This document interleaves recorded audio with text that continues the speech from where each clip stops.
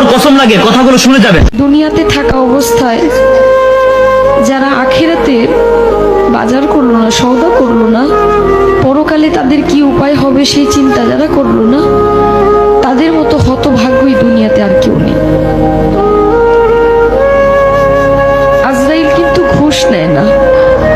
আমি অনেক টাকা দান করতে করতে অনেক টাকার মালিক, বাড়ি গাড়ি সবই আছে, যদি বলি যে আপাতত আমার গাড়িটা নিয়ে যান, আমাকে কয়েকটা দিন সময় দেন, মানবে? কারো কথা মানবে? মৃত্যুর কথা যে মানুষ দিনে 5 বার স্মরণ করে, সে কোনো ভুল কাজ করতে পারে না।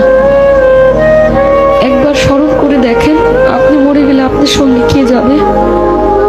আপনি মরে যাওয়ার সঙ্গে সঙ্গে সকল কিছু ভাগাভাগি হয়ে যাবে। আপনি মরার সঙ্গে সঙ্গে আপনার ব্যাংকে কি আছে সেটা নিয়ে আপনার সন্তান, আত্মীয় স্বজন সবাই একটা হইচই লাগাই দেবে, কিন্তু আপনি যে কোথায় যাবেন সেই চিন্তাটা কেউ করবে না।